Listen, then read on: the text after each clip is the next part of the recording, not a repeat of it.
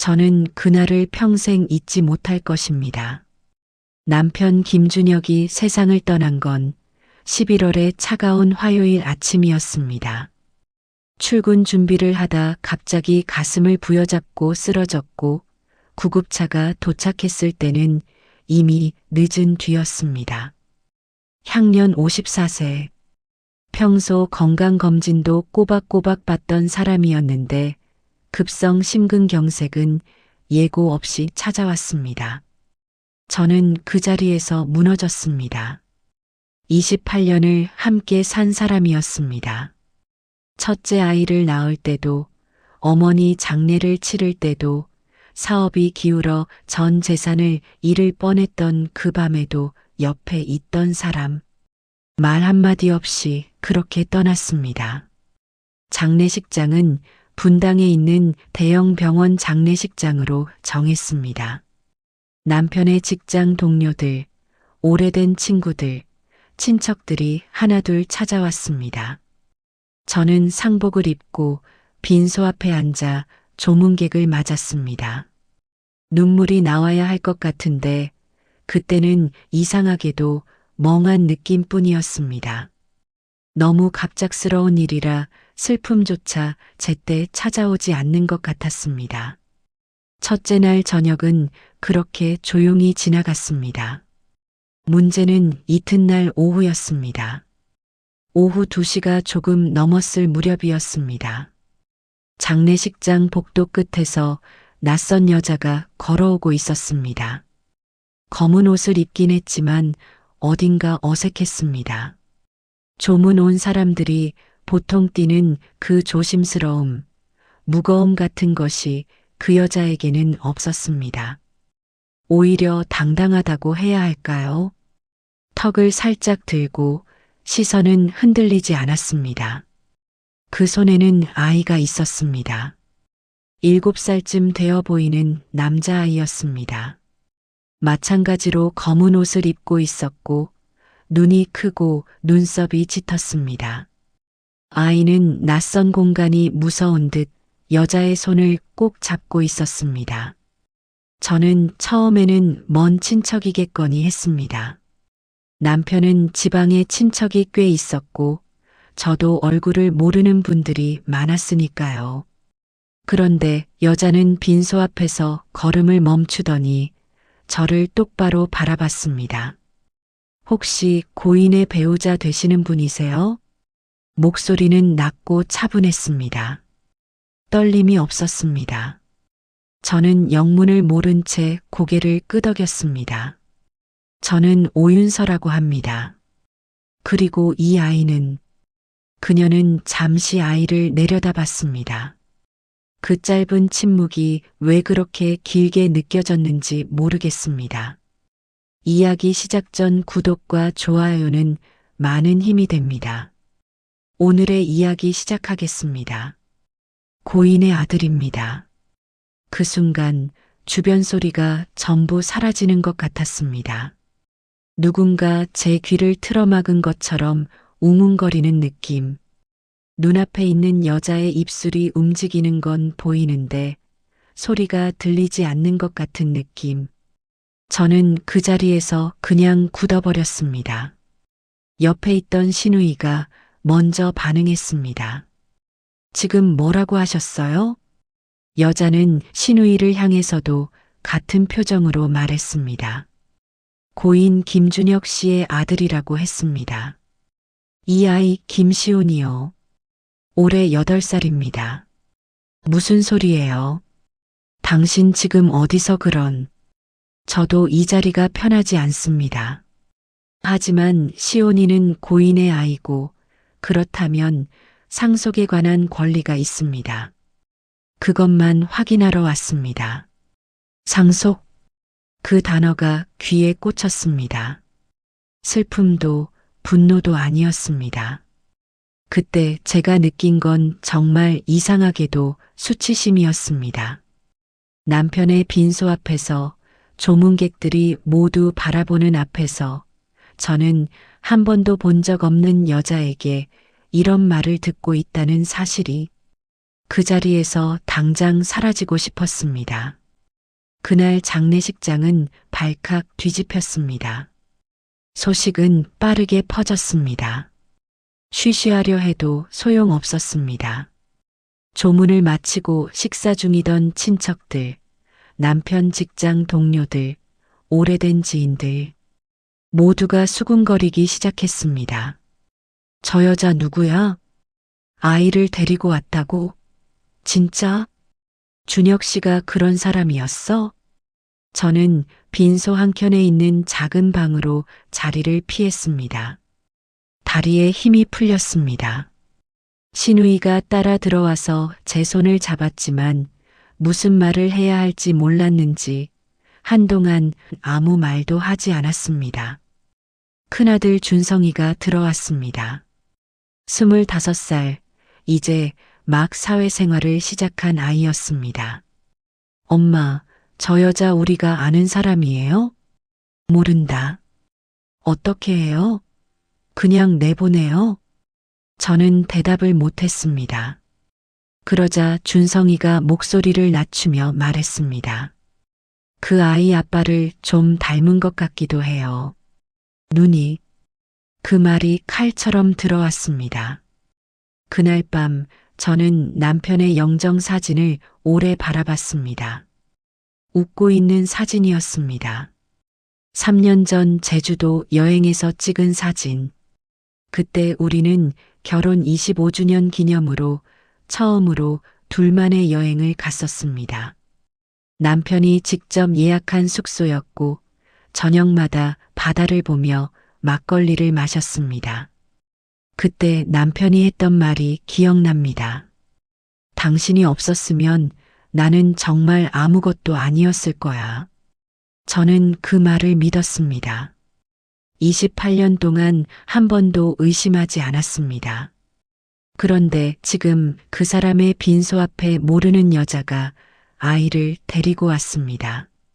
그것도 당당하게 상속을 요구하면서 설마 하고 생각했습니다. 설마 정말일 리가 없다고. 하지만 그 설마라는 말이 밤새 머릿속에서 떠나지 않았습니다. 장례 사흘째 날 아침 오윤서는 다시 나타났습니다. 이번에는 아이 없이 혼자였습니다. 그리고 손에는 서류 봉투를 들고 있었습니다. 법적으로 이야기를 진행하고 싶습니다. 아이의 출생신고서와 고인과 주고받은 문자 내역, 그리고 고인이 양육비를 보낸 금융기록도 있습니다. 변호사를 통해 정식으로 연락드리겠습니다. 신우이가 막아섰습니다. 지금 장례식 중이에요. 오빠 아직 땅에도 안 묻혔는데 이게 무슨 짓이에요? 장례가 끝나면 더 복잡해집니다. 미리 알려드리는 게 서로에게 낫다고 생각해서요. 오윤서는 서류 봉투를 건넸습니다. 아무도 받지 않자 장례식장 접수대 위에 올려두고 돌아섰습니다. 그 뒷모습을 보면서 저는 처음으로 분노가 올라오는 것을 느꼈습니다. 슬픔보다 분노가 먼저였습니다. 이 여자는 누구인가? 어디서 나타난 것인가? 그리고 정말로 남편은 이 여자와 무슨 관계였던 것인가? 저는 그 봉투를 들었습니다. 떨리는 손으로 열었습니다. 안에는 출생신고서, 사본 한 장, 통장 거래 내역 출력물, 그리고 캡처된 문자 메시지 몇 장이 들어 있었습니다. 문자의 발신자 이름은 준혁이었습니다. 저는 그날 밤 오랫동안 그 문자들을 들여다봤습니다. 손이 계속 떨렸습니다. 그리고 한 가지를 결심했습니다. 절대로 이대로 있을 수만은 없다고. 진실이 무엇인지 제가 직접 밝혀내겠다고. 하지만 그때는 몰랐습니다. 제가 파헤치려 한 진실이 제 예상과는 전혀 다른 방향을 향하고 있다는 것을. 장례식장에서 만난 남편의 또 다른 가족. 장례가 끝났습니다. 발인 날 아침, 하늘은 맑았습니다. 11월 중순에 햇살이 낮고 차갑게 내리쬐는 가운데 운구차가 천천히 화장장을 향해 달렸습니다. 저는 차 안에서 내내 창밖을 바라봤습니다. 울어야 한다는 걸 알면서도 눈물이 나오지 않았습니다. 몸속 어딘가가 완전히 얼어버린 것 같은 느낌이었습니다.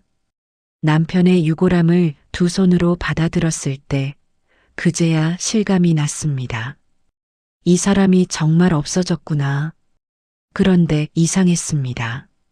슬픔과 동시에 다른 감정이 함께 올라왔습니다.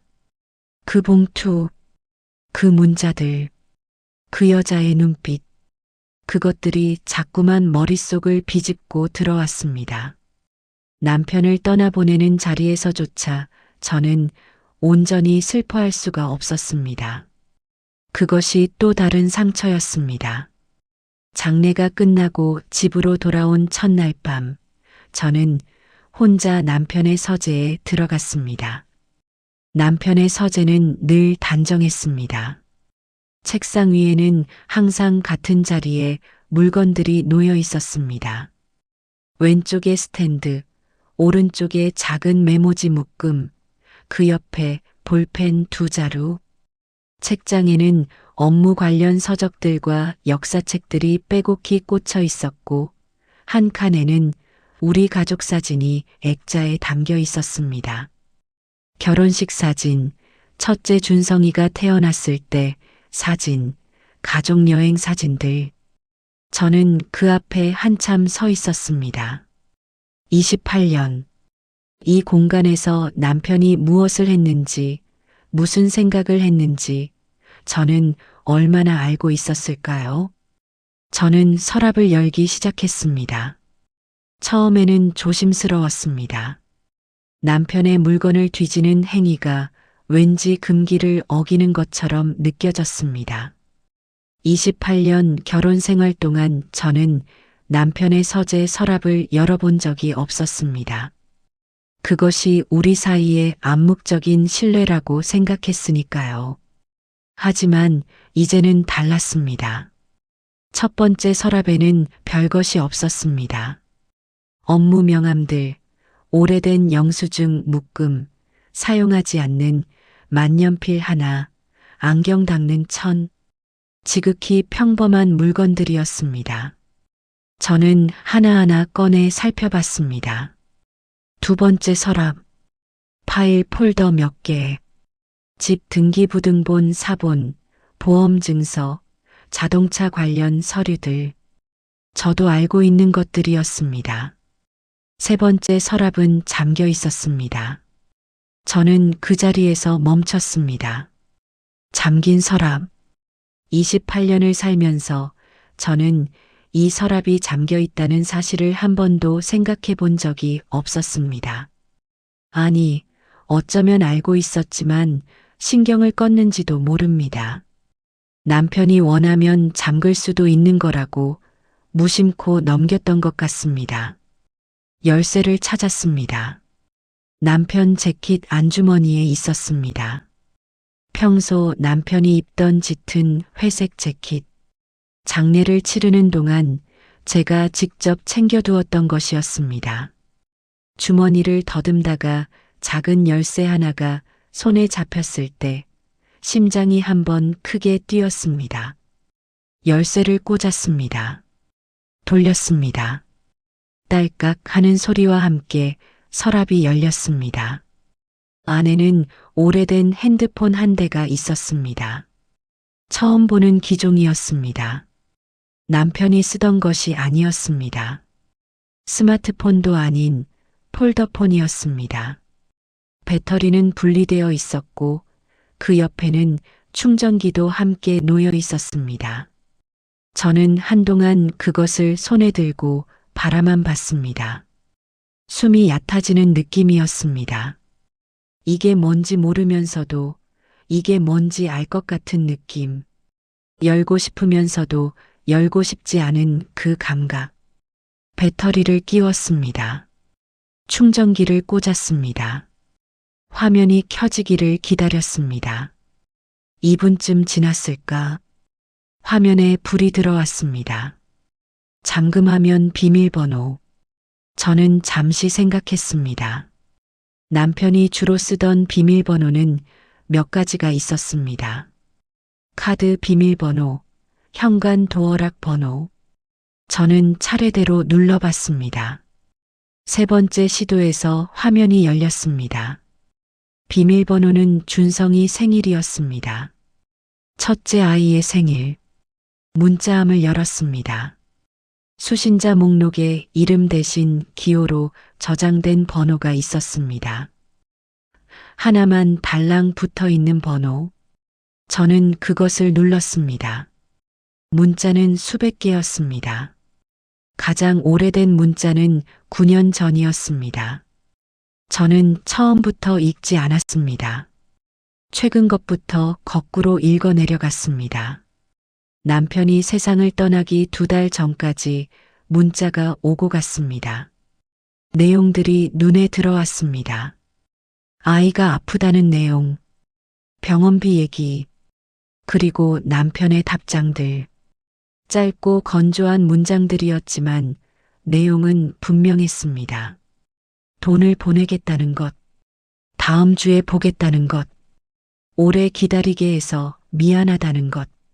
저는 폰을 내려놓았습니다. 손이 떨렸습니다. 무릎도 떨렸습니다. 잠시 눈을 감았습니다. 차가운 공기를 천천히 들이마셨습니다. 1번, 2번, 다시 폰을 들었습니다. 계속 읽어야 했습니다. 문자들을 읽으면서 저는 한 가지 사실을 파악할 수 있었습니다. 남편은 그 아이 시온이가 자신의 아들이라고 철저하게 믿고 있었습니다. 문자 곳곳에 그 흔적이 있었습니다. 아이 잘 크고 있어? 키가 많이 컸겠네. 이번 달에 좀 더 보낼게. 학원비도 있을 테니까. 아버지가 아이에게 갖는 관심. 멀리서 숨어서 그래도 놓지 못하는 끈. 그것이 문자 사이에 고스란히 담겨 있었습니다. 하지만 이상한 점도 있었습니다. 오윤서의 문자 톤이 처음부터 끝까지 묘하게 일정했습니다. 감정이 거의 없었습니다. 요구사항을 전달하고 돈을 확인하고 짧게 답하는 식이었습니다. 사랑했던 사람에게 보내는 문자라고 보기에는 너무 건조했습니다. 그리고 한 가지 더. 오윤서가 보낸 문자 중에 이런 것이 있었습니다. 시온이가 아빠 보고 싶다고 해요. 사진이라도 보내줄 수 없어요? 남편의 답장은 이랬습니다. 미안해. 지금은 어렵다. 조금만 더 기다려줘. 그 문자를 반복해서 읽었습니다. 이상했습니다. 아이가 아빠 얼굴을 사진으로도 보지 못했다는 뜻인가요? 그렇다면 그 아이는 남편의 얼굴을 알기는 했을까요? 직접 만난 적이 있기는 한 걸까요? 저는 더 거슬러 올라갔습니다. 5년 전 문자들에서 결정적인 내용이 나왔습니다. 오윤서 검사 결과 나왔어요. 남편 뭐라고? 오윤서 준혁 씨 아이 맞아요. 확실해요. 남편 그래. 알겠어. 내가 책임질게. 저는 그 문자를 몇 번이고 다시 읽었습니다. 검사 결과. 남편이 이미 5년 전에 친자 확인 과정을 거쳤다는 뜻이었습니다.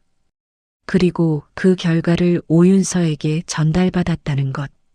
남편은 그것을 믿었고 그때부터 양육비를 보내기 시작했다는 것. 그런데 저는 법률 지식이 많은 편이 아닙니다. 하지만 이것 하나는 알고 있었습니다. 오윤서가 결과가 나왔어요 라고 통보하는 형태로 이루어지는 것이 정상적인 과정이었었을까? 그렇다면 남편은 직접 검사를 받은 걸까? 아니면 오윤서가 일방적으로 통보한 걸 그냥 믿은 걸까? 저는 핸드폰을 들고 거실로 나왔습니다. 소파에 앉아 밤새 그 문자들을 읽고 또 읽었습니다. 새벽 3시가 넘어서야 겨우 눈을 감았습니다. 잠은 오지 않았지만 더 이상 눈을 뜨고 있을 기력이 없었습니다. 다음 날 아침 저는 남편의 통장 내역을 확인했습니다. 남편 명의의 통장은 제가 알고 있는 것만 3개였습니다. 급여가 들어오는 주거래 통장, 적금 통장, 그리고 공과금 자동이체용 통장. 은행 앱에 접속해서 하나하나 확인해 봤습니다. 주거래 통장 내역을 보다가 멈췄습니다. 매달 일정하게 빠져나가는 금액이 있었습니다. 100만 원. 매달 15일 정확하게. 수신 계좌명은 나와 있지 않았습니다. 이체 메모란에는 아무것도 적혀 있지 않았습니다. 저는 날짜를 거슬러 올라갔습니다. 5년 전부터였습니다. 딱 오윤서에게 내가 책임질게라고 문자를 보냈던 그 시점부터 매달 100만 원이 어딘가로 빠져나가고 있었습니다. 5년, 12달, 100만 원. 계산했습니다. 총 6천만 원. 저는 그 숫자를 한동안 바라봤습니다. 6천만 원. 남편이 몰래 5년 동안 한 달도 빠짐없이 보낸 돈. 그 돈이 어디서 나왔는지도 생각했습니다. 남편의 월급은 제가 대략 알고 있었습니다. 매달 100만 원이 빠져나간다면 어딘가에서 그만큼 지출을 줄여야 합니다. 남편이 유독 용돈을 적게 쓴다고 생각한 적이 있었습니다. 점심을 자주 도시락으로 해결한다고 했고 골프 약속도 많이 줄었다고 했습니다. 저는 그게 나이 들면서 검소해진 거라고 생각했습니다. 아니었습니다. 남편은 그 돈을 만들기 위해 스스로 줄이고 있었던 겁니다. 저는 신우이에게 전화를 했습니다. 신우이 영숙 씨는 남편보다 3살 어린 여동생이었습니다. 오빠와 사이가 좋았고 저와도 자매처럼 지냈습니다. 저는 핸드폰 이야기와 통장 이야기를 털어놓았습니다. 신우이는 한동안 말이 없었습니다. 그러다가 이렇게 말했습니다. 언니, 나 사실 오래전에 오빠한테 이상한 느낌을 받은 적이 있어요. 언제요? 한 6년 전쯤 오빠가 나한테 뭔가 말하려다가 그냥 멈춘 적이 있었거든요. 식사 자리에서 술을 좀 마셨을 때 무슨 말을 하려는 것 같더니 갑자기 아니야, 됐어 하고 말을 끊는 거야. 그때 표정이 이상했어요. 힘들어 보이기도 하고 뭔가를 감추는 것 같기도 하고 저는 그 말을 듣고 눈을 감았습니다. 6년 전이면 딱 그 일이 시작되던 즈음이었습니다. 남편은 말하고 싶었던 걸까요? 누군가에게 털어놓고 싶었던 걸까요? 하지만 결국 혼자 짊어지기로 했던 걸까요? 그 선택이 원망스럽기도 하고 이상하게도 안쓰럽기도 했습니다. 며칠 후 저는 남편이 다니던 회사의 오래된 동료를 만났습니다. 이재영 씨, 남편과 20년 넘게 같은 부서에서 일했던 사람이었습니다.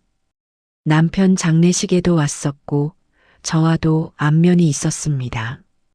저는 그에게 조심스럽게 물어봤습니다. 재영 씨, 혹시 오윤서라는 여자 알아요? 그는 잠시 굳었습니다. 그 굳어지는 표정 하나로 저는 알았습니다.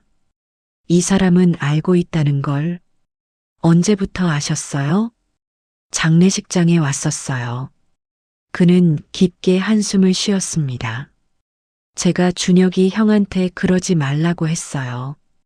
몇 년 전에 그냥 끊으라고. 그 여자 처음부터 뭔가 이상하다고 생각했거든요.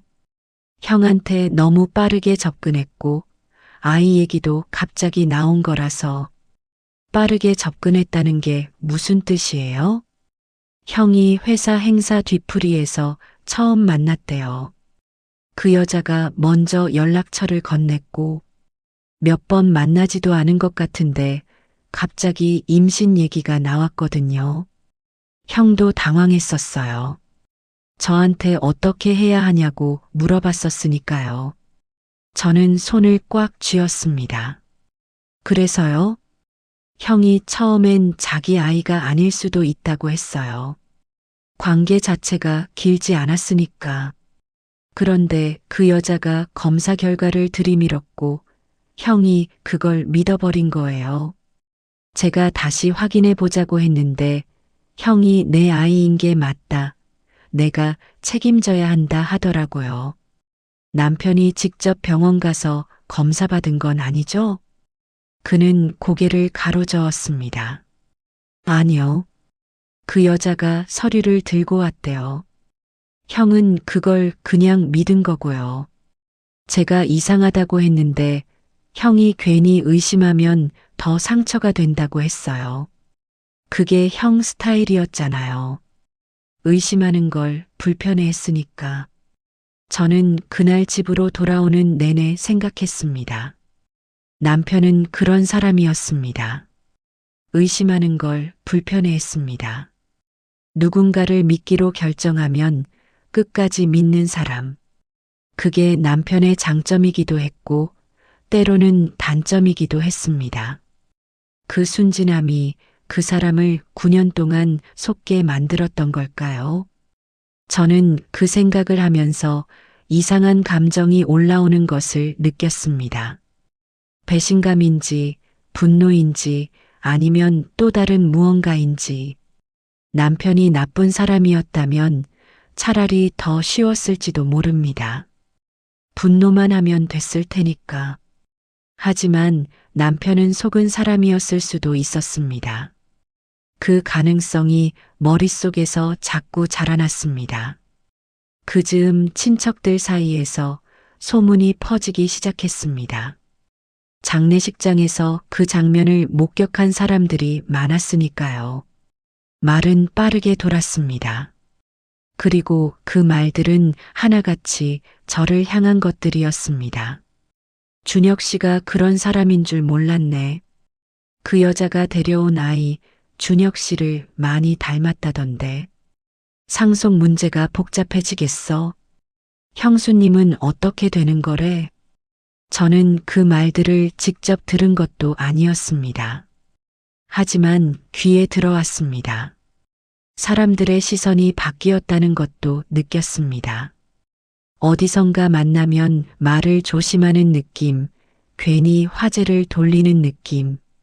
가장 힘들었던 건 둘째 아이 준이었습니다. 22살 대학교 4학년인 딸이었습니다. 엄마, 우리 아빠 나쁜 사람이야? 저는 그 말을 들었을 때 대답하지 못했습니다. 아빠가 나쁜 사람인지 아닌지는 엄마가 다 알아보고 나서 얘기해 줄게. 그것이 제가 할 수 있는 전부였습니다. 저는 그날 밤 결심했습니다. 감정으로는 이 상황을 해결할 수 없다는 것을 알았습니다. 슬퍼해도 분노해도 울어도 아무것도 달라지지 않는다는 것을. 제가 할 수 있는 것은 하나였습니다. 진실을 찾는 것. 그 아이가 정말 남편의 아이인지, 오윤서가 들이민 검사 결과가 진짜인지, 남편이 속은 것인지 아니면 제가 속고 있는 것인지. 저는 이튿날 아침 가족법 전문 변호사를 찾아갔습니다. 그리고 유전자 검사에 대해 물어봤습니다. 아직 살아있는 사람과의 검사가 아니라 이미 세상을 떠난 사람의 친자 여부를 확인하는 방법에 대해서. 변호사는 이렇게 말했습니다. 유골 샘플로도 DNA 검사가 가능합니다. 그리고 사망자의 친자 여부 소송에서 상대방이 검사를 거부할 경우 법원이 이를 불리하게 해석할 수 있습니다. 저는 고개를 끄덕였습니다. 좋습니다. 그렇다면 정면으로 가겠습니다. 며칠 후 오윤서 측 변호사로부터 정식 서한이 도착했습니다. 시온이를 고인의 혼외 자녀로 인정하고 법정 상속분을 요구한다는 내용이었습니다. 공식적인 언어로 깔끔하게 정리된 문서였습니다. 저는 그 서한을 읽고 다시 한번 그 여자의 얼굴을 떠올렸습니다. 장례식장에서 처음 나타났을 때의 그 눈빛, 흔들리지 않는 눈빛, 슬픔도 미안함도 망설임도 없던 그 눈빛. 저는 그때 처음으로 이런 생각을 했습니다. 이 여자는 처음부터 이걸 계획했던 것은 아닐까? 남편이 사망하자마자 마치 기다렸다는 듯이 나타나서 서류까지 준비해서 장례식이 채 끝나기도 전에 그리고 또 하나의 의문이 꼬리를 물었습니다. 만약 그 아이가 정말 남편의 아이가 아니라면 그 아이는 대체 누구의 아이인 걸까요? 그 즈음 저는 전혀 예상하지 못한 곳에서 단서 하나를 손에 넣게 됩니다. 남편의 오래된 수첩, 서재 책장 맨 아래 칸, 두꺼운 사전 뒤에 숨겨져 있던 그것, 남편이 직접 손으로 적어내려간 기록들, 그 안에는 제가 지금까지 상상도 하지 못했던 이름이 적혀 있었습니다. 수첩은 낡았습니다. 표지는 짙은 남색이었고 모서리가 닳아 하얗게 발에 있었습니다. 남편이 즐겨 쓰던 브랜드의 수첩이었습니다. 해마다 새 것을 사서 쓰던 사람이었는데 이것은 그 시리즈가 아니었습니다. 표지에 아무 로고도 없는 어딘가에서 그냥 구한 것 같은 소박한 수첩이었습니다. 저는 그것을 들고 서재 의자에 앉았습니다. 펼치기 전에 잠시 멈췄습니다. 이미 핸드폰도 받고 통장도 받고 동료의 증언도 들었습니다. 그런데도 이 수첩 앞에서 또 한 번 망설이는 제 자신이 이상하게 느껴졌습니다. 아마 이게 마지막 문이라는 느낌이 들었던 것 같습니다. 이걸 열면 다시는 예전으로 돌아갈 수 없다는 그런 느낌. 저는 첫 장을 펼쳤습니다. 첫 페이지에는 날짜가 적혀 있었습니다. 7년 전 봄이었습니다. 남편의 필체. 조금 흘려 쓰는 버릇이 있는 그러나 읽기 어렵지 않은 글씨체. 저는 그 글씨를 보는 것만으로도 가슴이 먹먹해졌습니다. 내용은 처음에는 별것이 아니었습니다. 일정 메모, 거래처 이름, 전화번호, 간단한 할 일 목록.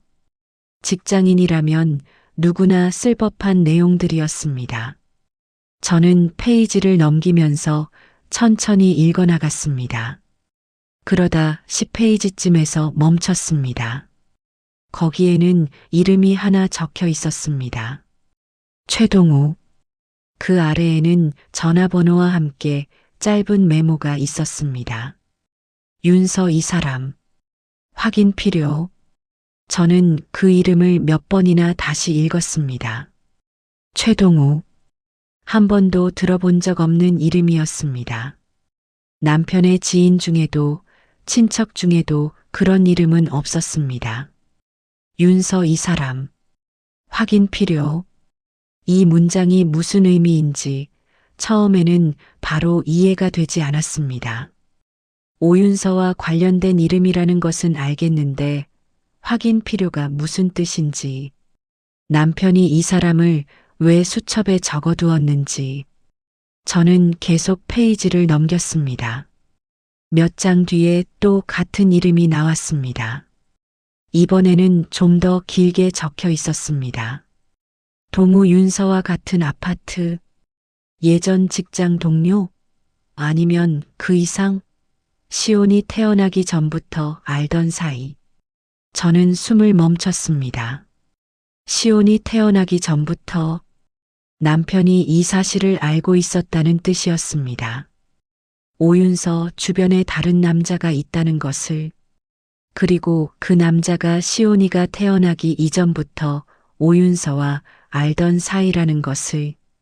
그런데도 왜 남편은 그 아이가 자기 아이라고 믿었을까요? 아니, 믿으려 했을까요? 저는 그 이후의 페이지들을 더 빠르게 넘겼습니다. 수첩 중반부에서 남편의 필체가 달라지는 것이 느껴졌습니다. 처음에는 또렷하고 반듯하던 글씨가 갈수록 힘이 빠지는 것 같았습니다. 눌러 쓴 흔적이 줄어들고 획이 가늘어졌습니다. 그리고 어느 날짜 옆에 이런 문장이 있었습니다. 모르는 게 나을 수도 있다. 짧은 문장이었습니다. 그런데 그 짧은 문장이 너무 오래 눈에 남았습니다. 남편은 의심하고 있었습니다. 확신하지는 못했지만 분명히 의심했습니다. 그럼에도 불구하고 그 아이의 아버지로 남기로 했던 걸까요? 아니면 의심을 애써 누르고 믿기로 한 걸까요? 저는 그 선택이 이해되면서도 이해되지 않았습니다. 수첩 마지막 부분에 접어들 무렵 저는 한 페이지에서 완전히 멈췄습니다. 그 페이지에는 남편이 손으로 그린 간단한 메모가 있었습니다. 도표처럼 그려진 것이었는데 왼쪽에 윤서, 오른쪽에 동우, 가운데 아래에 시온이라는 이름이 적혀 있었고 그 사이에 선이 그어져 있었습니다. 그리고 그 아래에 딱 한 줄. 만약 내 아이가 아니라면. 거기서 문장은 끝났습니다. 마침표도 없이 남편은 거기까지 쓰고 더 이상 쓰지 못한 것 같았습니다. 저는 그 페이지를 덮었습니다. 한참 동안 아무것도 할 수 없었습니다. 창밖에는 바람 소리가 들렸습니다. 11월의 건조한 바람. 남편이 좋아하던 계절이었습니다. 남편은 늘 가을이 오면 창문을 조금 열어두고 찬 바람을 맞으며 책을 읽었습니다. 이제 그 자리에는 아무도 없었습니다. 이튿날 아침 저는 변호사 사무실을 다시 찾았습니다. 담당 변호사는 40대 초반의 여성이었습니다. 이름은 박수진. 가족법과 상속 분쟁을 전문으로 하는 분이었습니다. 처음 만났을 때부터 말이 정확하고 감정이 없어서 오히려 믿음이 갔습니다. 저는 수첩 내용을 설명했습니다. 최동우라는 이름, 남편의 메모, 그리고 핸드폰에서 발견한 문자 내용들. 박 변호사는 메모를 하면서 듣다가 이렇게 말했습니다. 지금 상황에서 핵심은 두 가지입니다. 첫째, 상대방이 제시한 검사 결과가 정식 절차를 통해 진행된 것인지 여부. 둘째, 시온이라는 아이의 실제 친부가 누구인지. 이 두 가지를 밝히면 상속 문제는 자연스럽게 정리됩니다. 유전자 검사를 요청하면 상대방이 거부할 수도 있지 않나요? 거부할 수 있습니다. 하지만 법원에 친자관계 부존재 확인 소송을 제기하면 법원이 검사를 명령할 수 있습니다. 그리고 정당한 이유 없이 거부할 경우 판사는 이를 친자관계가 없다는 쪽으로 불리하게 해석할 수 있습니다. 최동우라는 사람에 대해서는 어떻게 접근해야 할까요? 그쪽은 사설 방면으로 접근하시는 게 좋을 것 같습니다. 지인 중에 그 사람과 연결될 수 있는 분이 계신가요? 저는 생각했습니다. 그리고 한 사람이 떠올랐습니다. 남편의 오랜 친구 중에 김성태라는 분이 있었습니다. 남편과 대학교 동기였고 지금은 기업 관련 조사 업무를 주로 하는 사무소를 운영하고 있었습니다. 장례식에도 왔었고 저와도 낯선 사이는 아니었습니다. 저는 그에게 전화를 했습니다. 저도 이미 짐작은 했어요. 장례식 때 그 상황 보고 뭔가 이상하다 싶었거든요. 제가 할 수 있는 건 다 해볼게요. 그는 선뜻 그렇게 말해 주었습니다. 저는 최동우라는 이름과 남편 수첩에 적힌 전화번호를 건넸습니다. 그러는 사이 박 변호사를 통해 오윤석 측의 유전자 검사 동의 요청을 공식 발송했습니다. 며칠 뒤 답변이 왔습니다. 오윤석 측 변호사의 문서는 간결하고 단호했습니다. 검사의 필요성을 인정하지 않습니다. 고인이 생전에 이미 친자로 인정했으며 그 근거가 되는 서류를 이미 제출했습니다. 추가 검사는 아이에게 심리적 부담을 줄 수 있어 동의하기 어렵습니다. 저는 그 문서를 천천히 읽었습니다. 예상은 했습니다. 하지만 막상 문서로 보니 달랐습니다. 이 여자는 끝까지 갈 생각이었습니다. 조금도 흔들리지 않는 태도, 마치 자신이 완벽하게 옳다는 듯한 그 자신감이 오히려 더 수상했습니다. 진짜 확신이 있는 사람이라면 검사를 피할 이유가 없을 테니까요. 그 즈음 오윤서가 직접 연락을 해왔습니다. 변호사를 통한 것이 아니었습니다. 제 개인 휴대폰으로 문자가 왔습니다. 어떻게 번호를 알았는지는 모르겠습니다. 문자 내용은 짧았습니다. 직접 만나서 이야기하고 싶습니다. 서로 감정 소모 없이 마무리하는 게 낫지 않을까요? 저는 그 문자를 한참 바라봤습니다. 감정 소모 없이 마무리. 그 말이 무슨 뜻인지는 분명했습니다. 조용히 합의하자는 것이었습니다. 법정까지 가지 말고 적당한 선에서 돈을 주고 정리하자는 것. 저는 박 변호사에게 먼저 연락했습니다. 만나셔도 됩니다. 단 반드시 녹음하세요. 상대방이 어떤 말을 하는지 확인해 두는 게 좋습니다. 저는 녹음 앱을 켜고 답장을 보냈습니다. 말씀하실 게 있으시면 오세요. 이틀 후 오윤서가 찾아왔습니다. 가까이서 보는 오윤서는 장례식장에서 봤을 때와 크게 다르지 않았습니다. 여전히 단정한 차림이었고 표정도 크게 흔들리지 않았습니다. 다만 눈밑이 조금 피곤해 보였습니다. 저는 거실 소파에 마주 앉아 아무 말 없이 기다렸습니다. 차도 내오지 않았습니다. 오윤서가 먼저 입을 열었습니다. 검사까지 가지 않아도 될 것 같아서요. 시온이는 분명히 준혁 씨 아이예요. 그건 변하지 않는 사실이에요. 근거가 뭔가요? 제가 이미 서류를 제출했잖아요. 그 서류가 정식 검사 기관에서 나온 건지 확인이 안 됩니다. 오윤서는 눈썹을 살짝 올렸습니다. 제가 왜 서류를 위조하겠어요? 시온이는 준혁 씨 아이가 맞아요. 그렇다면 공식 검사를 받는 게 오히려 유리하지 않을까요? 결과가 나오면 논란이 없어지잖아요. 그 과정이 아이한테 상처예요. 어린아이한테 이런 걸 알게 하고 싶지 않아요. 저는 잠시 말을 멈췄습니다. 이 여자는 정말 능숙했습니다. 어떤 질문에도 막히지 않고 아이를 방패로 내세우면서 핵심을 비켜나가는 방식이, 한 번도 흔들리지 않는 눈빛이. 혹시 최동우 씨 아시죠? 제가 그 이름을 꺼냈을 때 오윤서의 눈이 딱 한 번 흔들렸습니다. 그것은 아주 짧은 순간이었습니다. 눈 깜짝할 사이보다도 짧게. 하지만 저는 분명히 봤습니다. 모르는 분이에요. 시온이 태어나기 전부터 같은 동네에 사셨던 분인데요. 모른다고요. 목소리가 처음으로 조금 낮아졌습니다.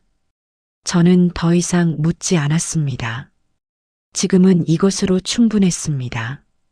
이 여자가 최동우라는 이름을 듣고 흔들렸다는 것, 그리고 모른다고 거짓말했다는 것, 그것으로 충분했습니다. 오윤서가 돌아간 뒤 저는 한동안 소파에 앉아 있었습니다. 녹음 파일을 다시 재생해 봤습니다. 최동우 이름이 나오는 부분에서 오윤서의 목소리가 미세하게 달라지는 것이 들렸습니다. 텍스트로는 모른다는 말이지만 그 목소리에는 분명히 무언가 걸리는 것이 있었습니다. 저는 박 변호사에게 전화했습니다. 소송 진행해 주세요. 법원 명령으로 검사를 받도록 해주세요. 소송 서류가 법원에 접수됐습니다.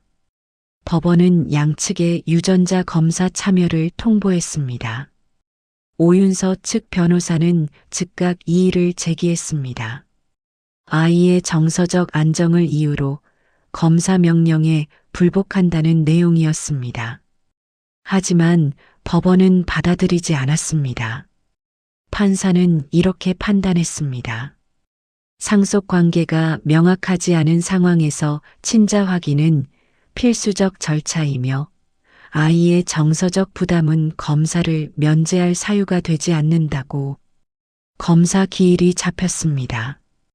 오윤서 측은 기일 변경을 2차례 신청했습니다. 2번 다 기각됐습니다. 그 무렵 김성태 씨에게서 연락이 왔습니다. 형수님 만나서 얘기하는 게 좋을 것 같아요. 목소리에 뭔가를 잡은 느낌이 났습니다. 저는 그날 저녁 근처 카페에서 그를 만났습니다. 그는 파일 하나를 들고 왔습니다. 최동우 찾았습니다. 그는 파일을 펼치면서 말했습니다.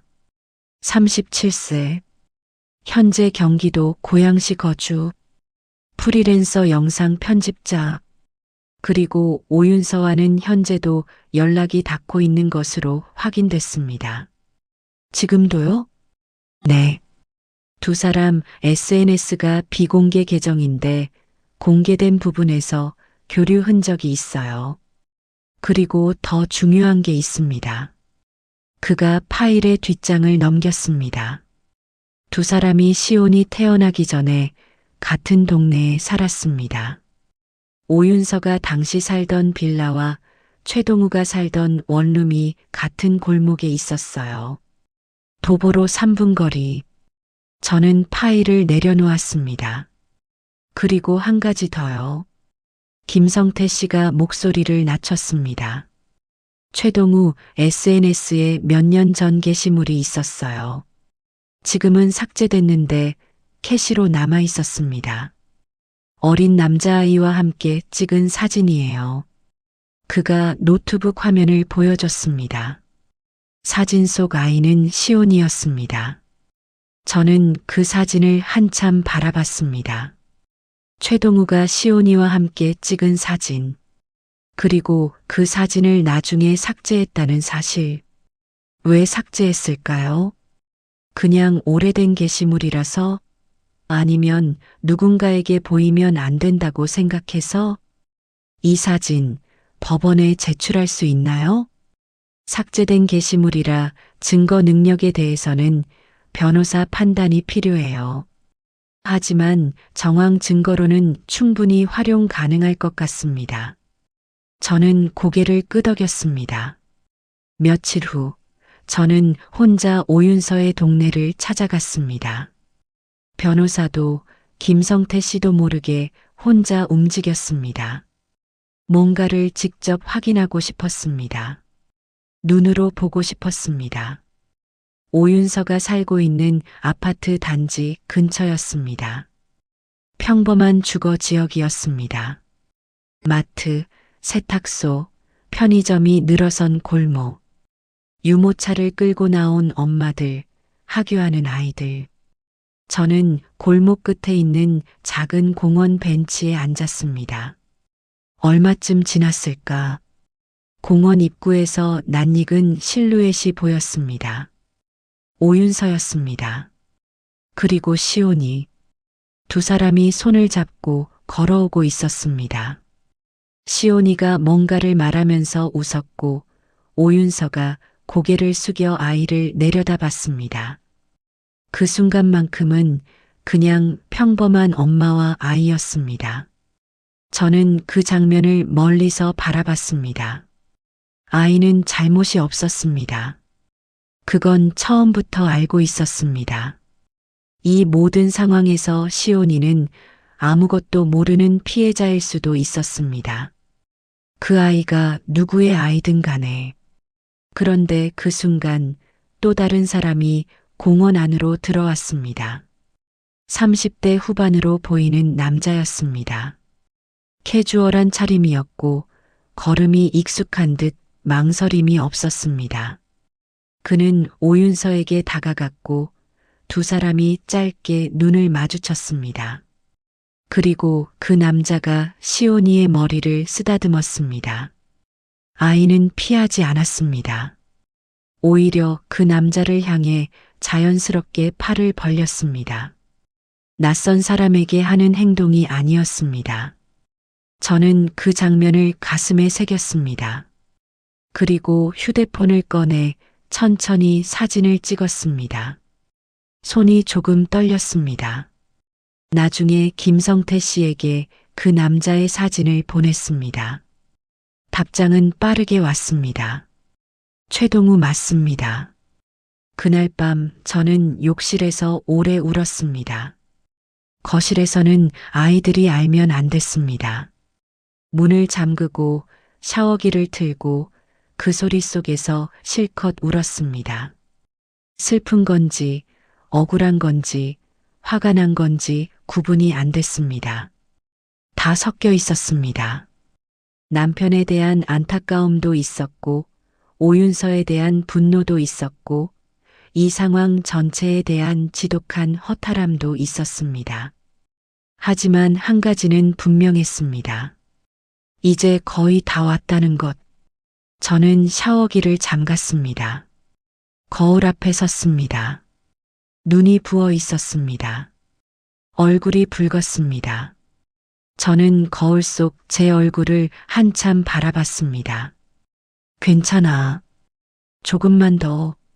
소송이 진행되는 동안 오윤서 측은 계속 버텼습니다. 검사 기일을 앞두고 또 한 번 변경 신청을 냈지만 기각됐습니다. 그리고 이번에는 새로운 주장을 들고 나왔습니다. 고인이 생전에 시온이를 자신의 아들로 인정한 명시적인 의사표시가 있었다. 이는 법적 인지에 준하는 효력이 있다. 남편이 보낸 문자들, 양육비 이체 내역, 이 모든 것이 사실상의 인지 행위라는 주장이었습니다.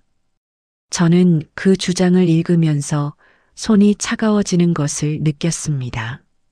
틀린 말이 아니었습니다. 법적으로 완전히 허무맹랑한 논리가 아니었습니다. 남편이 스스로 보낸 문자와 돈이 오히려 오윤서에게 유리한 증거가 될 수 있다는 것이 역설적으로 느껴졌습니다. 박 변호사는 침착하게 말했습니다. 걱정하지 마세요. 인지의 효력을 주장하려면 절차가 있어야 합니다. 문자나 송금만으로는 법적 인지로 인정받기 어려워요. 그리고 DNA 검사 결과가 나오면 그 모든 주장이 한 번에 정리됩니다. 검사 결과가 나오는데 얼마나 걸리나요? 법원 명령으로 진행되는 공인 검사는 통상 3주에서 4주 사이입니다. 저는 달력을 봤습니다. 4주. 그 시간을 버티면 됩니다. 검사 당일이었습니다. 지정된 검사 기관은 법원이 선정한 공인 유전자 검사 기관이었습니다. 오윤서 측은 당일 오전까지도 변호사를 통해 이의를 넣었지만 법원은 받아들이지 않았습니다. 오윤서는 결국 시온이를 데리고 검사기관에 나타났습니다. 저는 그 자리에 없었습니다. 법적으로 당사자가 직접 나올 필요가 없었고, 저도 굳이 그 자리에 있고 싶지 않았습니다. 남편의 유골에서 채취한 DNA 샘플이 이미 기관에 제출되어 있었습니다. 박 변호사에게서 문자가 왔습니다. 검사 완료됐습니다. 결과는 3주 후. 저는 그 문자를 읽고 휴대폰을 내려놓았습니다. 3주. 그 3주가 제 인생에서 가장 길었던 시간이었습니다. 매일 아침 눈을 뜨면 날짜를 셌습니다. 하루, 이틀, 사흘. 식사를 챙겨 먹으려 했지만 입맛이 없었습니다. 아이들은 제 눈치를 받고 저는 아이들에게 걱정 끼치지 않으려 억지로 웃었습니다. 그 3주 동안 오윤서 측은 조용했습니다. 더 이상 연락도 없었고 추가 주장도 없었습니다. 그 침묵이 오히려 이상하게 느껴졌습니다. 지금까지 그토록 공격적으로 나오던 사람이 검사가 완료된 뒤로는 아무 말이 없었습니다. 저는 그 침묵의 의미를 생각했습니다. 결과를 알고 있는 걸까요? 아니면 알게 될 것을 두려워하는 걸까요? 결과 통보 예정일 전날 밤이었습니다. 저는 남편의 서재에 다시 앉았습니다. 수첩을 꺼내 그 페이지를 펼쳤습니다. 만약 내 아이가 아니라면. 저는 그 문장 아래에 제 손으로 짧게 적었습니다. 내일이면 알게 됩니다. 그것이 남편에게 드리는 작은 약속 같은 것이었습니다. 당신이 살아있는 동안 끝끝내 답을 내리지 못했던 그 물음에 제가 대신 답을 찾아드리겠다고. 저는 수첩을 덮었습니다. 그리고 처음으로 아주 오랜만에 깊이 잠들었습니다. 다음날 전화 오기 1시간 전부터 깨어 있었습니다. 커피도 내려놨고 식탁에 앉아 창밖을 바라보고 있었습니다. 아무것도 하지 않았습니다. 그냥 기다렸습니다. 전화벨이 울렸습니다. 박 변호사였습니다. 저는 전화를 받기 전에 한번 크게 숨을 들이마셨습니다. 여보세요. 결과 나왔습니다. 짧은 침묵이 흘렀습니다. 1초, 2초. 변호사의 호흡이 느껴졌습니다. 불일치입니다. 고인과 시온이 친자 관계 아닙니다. 저는 그 말을 듣고 이상하게도 울지 않았습니다. 예상했던 결과였습니다. 머리로는 알고 있었습니다. 그런데도 그 말이 실제로 귀에 들어오는 순간 뭔가 묵직한 것이 가슴 한가운데를 눌러왔습니다. 남편은 정말로 속았던 겁니다. 9년이었습니다. 9년 동안 그 아이를 자신의 아이라고 믿었습니다. 아이 이름을 수첩에 적고 매달 돈을 보내고 의심하면서도 끝내 믿기로 했던 그 사람이 죽는 날까지 진실을 알지 못했습니다. 상속 청구는 어떻게 되나요? 친자 관계가 부정되었으므로 시온이는 법적 상속인이 아닙니다. 오윤서 측의 청구는 기각될 것입니다. 판결문이 나오는데 2주나 3주 정도 더 걸리겠지만 사실상 정리됐다고 보시면 됩니다. 저는 고개를 끄덕였습니다. 알겠습니다. 감사해요. 전화를 끊었습니다. 그리고 커피잔을 들었습니다. 식어 있었습니다. 저는 그냥 그 차가운 커피를 마셨습니다. 그런데 이상한 일이 생겼습니다. 결과가 나왔다는 사실을 김성태 씨에게 알리면서 저는 한 가지 부탁을 했습니다. 최동우 씨 아닌가요? 그 사람 DNA와 시온이를 대조하면 되는 거 아닌가요? 김성태 씨는 잠시 말이 없었습니다. 형수님, 그게 좀 복잡하게 됐어요. 무슨 말이에요? 최동우 관련해서 추가로 확인한 게 있는데 직접 만나서 말씀드리는 게 좋을 것 같습니다. 이틀 후 저는 다시 그를 만났습니다. 카페에 들어서는 김성태 씨의 표정이 달랐습니다. 뭔가 조심스러운 조각들을 어떻게 꺼내야 할지 가늠하는 얼굴이었습니다. 그가 노트북을 펼쳤습니다. 형수님, 최동우 씨 뒷조사를 좀 더 깊이 들어갔어요. 그런데 생각지 못한 게 나왔습니다. 말씀해 보세요. 최동우 씨, 오윤서와 오래 알고 지낸 건 맞아요. 그런데 두 사람 관계를 더 들여다보니 지인들 사이에서 알려진 사실이 있더라고요. 그가 노트북 화면을 돌렸습니다. 최동우 씨, 동성애자입니다. 저는 잠시 말이 없었습니다. 확실한가요? 네. 본인이 SNS에 공개적으로 밝힌 적이 있어요. 지금은 해당 게시물이 삭제됐지만 지인들 사이에서는 오래전부터 알려진 사실이었어요. 그리고 오윤서와의 관계는 친한 친구 사이였습니다. 연인이 아니라 저는 천천히 숨을 내쉬었습니다. 공원에서 봤던 장면이 다시 떠올랐습니다. 시온이를 자연스럽게 안았던 그 남자. 오윤서와 눈을 마주치던 그 짧은 순간. 저는 그것을 연인 사이라고 읽었습니다. 하지만 그게 아니었다면 그건 오랜 친구 사이의 자연스러움이었던 겁니다. 그렇다면 시온이 아버지는 최동우가 아닙니다. 저는 그 말을 듣고 한동안 아무 말도 하지 못했습니다. 처음부터 다시 정리해야 했습니다. 남편이 아니었습니다. 최동우도 아니었습니다. 그렇다면 그 아이의 아버지는 대체 누구입니까? 오윤서는 9년 동안 남편에게 시온이가 당신 아이라고 했습니다. 위조 서류까지 만들어서 그리고 남편이 죽자마자 상속을 요구하며 나타났습니다. 그렇게까지 했다는 건 단순한 실수가 아니었습니다. 계획이었습니다.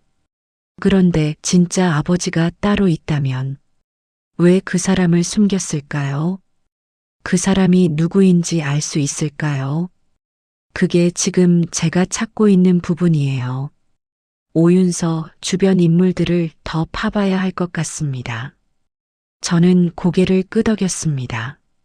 부탁합니다. 집으로 돌아오는 길이 유난히 길게 느껴졌습니다. 버스 창밖으로 익숙한 풍경들이 지나갔습니다. 늘 다니던 길인데 오늘은 낯설었습니다. 모든 것이 제자리인데 저만 다른 세계에 있는 것 같은 느낌. 시온이의 얼굴이 자꾸 떠올랐습니다. 공원에서 봤던 그 아이. 엄마 손을 잡고 웃던 아이. 검은 옷을 입고 처음 장례식장에 나타났을 때 낯선 공간이 무서운 듯 오윤서에게 바짝 붙어 있던 아이. 그 아이는 지금 자신의 아버지가 누구인지 알고 있을까요? 그리고 오윤서는 아이의 아버지가 누군지 알고도 이렇게 한 걸까요? 열흘이 지났습니다. 김성태 씨에게서 연락이 없었습니다. 저는 기다렸습니다. 더 이상 재촉하고 싶지 않았습니다. 어차피 상속 문제는 이미 정리됐습니다. 법원 판결이 나오면 오윤서의 청구는 기각되고 시온이는 법적 상속인이 아니라는 것이 확정됩니다. 그런데도 저는 멈출 수가 없었습니다. 왜인지는 저도 정확히 몰랐습니다. 상속이 목적이었다면 이미 끝난 일이었습니다. 하지만 그 아이의 아버지가 누구인지, 오윤서가 왜 그 사람을 숨겼는지, 왜 제 남편을 아이 아빠라고 했는지, 그것이 자꾸만 마음에 걸렸습니다. 남편이 속아서 9년을 살았다면 그 진실의 끝까지 가고 싶었습니다. 남편이 평생 답을 내리지 못했던 그 질문에 제가 끝까지 마침표를 찍어주고 싶었습니다.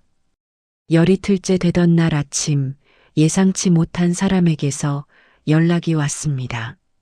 이름을 보고 잠깐 멈췄습니다. 이재영, 남편의 오랜 직장 동료였습니다. 예전에 한 번 만나서 오윤서에 대한 이야기를 들었던 그 사람이었습니다. 형수님, 혹시 지금 통화 가능하세요? 네, 말씀하세요. 제가 형수님께 전에 말씀드렸어야 했는데 그때는 확신이 없었어요. 그냥 넘겼었는데 지금 생각하니 말씀드려야 할 것 같아서요. 무슨 말씀이세요? 그는 잠시 망설이다 말했습니다. 오윤서 씨 예전에 우리 회사에 한 번 왔었어요. 저는 귀가 쫑긋 섰습니다. 언제요? 준혁이 형이랑 만나기 시작하던 즈음이에요. 한 번은 회사 로비에서 형을 기다린다고 했고 그 뒤로 한두 번 더 봤던 것 같아요. 근데 그게 중요한 게 아니라 그가 천천히 말을 이었습니다.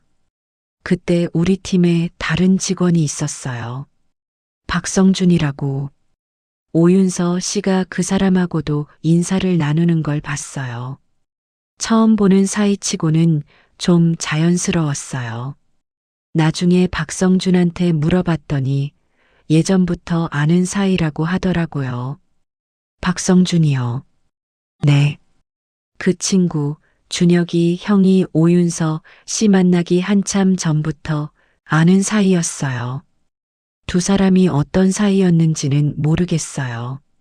하지만 형수님이 혹시 그쪽도 확인해 보시면 어떨까 싶어서 저는 전화를 끊고 바로 김성태 씨에게 문자를 보냈습니다.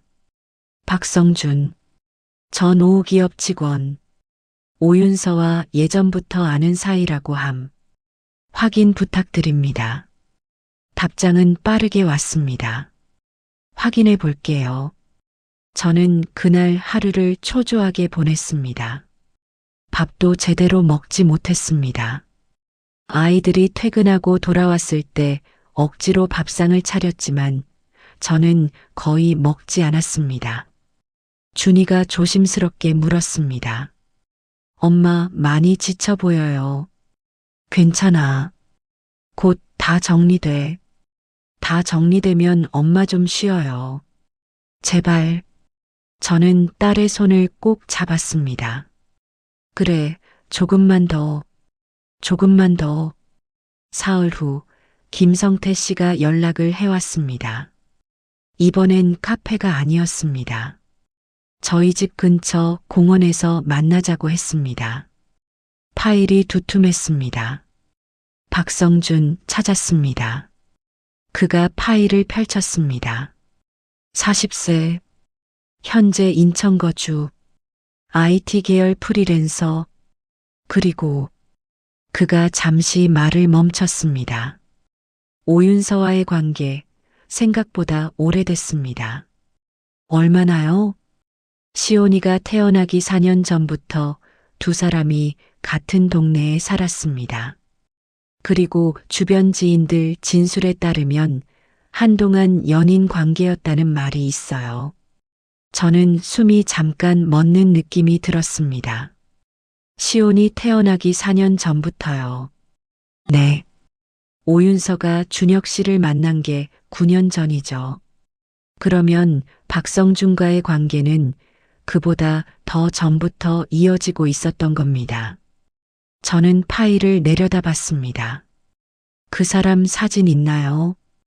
김성태 씨가 사진 한 장을 꺼냈습니다. 평범한 얼굴이었습니다. 키가 크고 눈이 가는 인상. 특별히 기억에 남는 생김새는 아니었습니다. 저는 그 사진을 한참 바라봤습니다. 그러다 갑자기 뭔가가 떠올랐습니다. 남편의 수첩이었습니다. 저는 집으로 달려갔습니다. 서재로 들어가 수첩을 꺼냈습니다. 페이지를 빠르게 넘겼습니다. 최동우 이름이 적힌 페이지 뒤, 저는 그 이후 페이지들을 더 꼼꼼히 읽기 시작했습니다. 처음에 훑었을 때는 그냥 지나쳤던 부분들이었습니다. 그리고 찾았습니다. 수첩 뒤편 거의 마지막에 가까운 페이지였습니다. 날짜는 3년 전. 남편이 세상을 떠나기 불과 2년 전이었습니다. 글씨가 작았습니다. 평소보다 훨씬 작게 꼭꼭 눌러 쓴 흔적이었습니다. 성준 S기업 동기. 윤서와 오래된 사이. 아이 때문에 헤어진 거라고 했나? 그게 맞나? 시온이가 그 사람을 닮은 건 기분 탓인가? 저는 그 문장을 읽고 손이 떨렸습니다. 남편이 알고 있었습니다. 박성준이라는 사람을, 그리고 그 사람과 오윤서 사이를, 심지어 시온이가 그 사람을 닮았다는 것까지. 그런데도 남편은 끝까지 양육비를 보냈습니다. 저는 그 자리에 주저앉았습니다. 서재 바닥, 남편이 늘 앉아있던 의자 앞에 수첩을 무릎 위에 올려놓고 한동안 아무 생각도 하지 않았습니다. 남편은 알았습니다. 어쩌면 꽤 오래전부터 최동우가 연인이 아닌 친구라는 것도, 오윤서 주변에 또 다른 남자가 있다는 것도, 그리고 시온이가 자신을 닮지 않았다는 것도. 그런데도 그 아이를 버리지 않았습니다. 왜였을까요? 책임감이었을까요? 아니면 확인하지 못한 의심을 끝까지 의심으로만 남겨두고 싶었던 걸까요? 아이에게 상처 주기 싫었던 걸까요? 아니면 그냥 그 사람 특유의 방식으로 짊어지기로 한 걸까요? 저는 알 수 없었습니다. 하지만 한 가지는 알았습니다. 남편은 그 무게를 혼자 지고 아무에게도 말하지 않고 그렇게 살았습니다. 그리고 그렇게 떠났습니다. 그날 저녁 저는 박 변호사에게 전화했습니다. 새로운 정황을 모두 설명했습니다. 박성준이라는 인물, 남편 수첩의 메모, 그리고 오윤서와의 오래된 관계. 박 변호사는 침착하게 들었습니다. 일단 상속 관련해서는 이미 결론이 난 상태입니다. 추가로 박성준과 시온이의 친자 여부를 밝히는 건 원하시면 진행할 수 있지만 법적으로 강제할 수 있는 부분은 없어요. 박성준이 자신이 친부라고 인정하지 않는 이상 그 사람이 모를 수도 있다는 말인가요? 가능성이 있습니다. 오윤서가 의도적으로 숨겼다면요. 저는 눈을 감았습니다.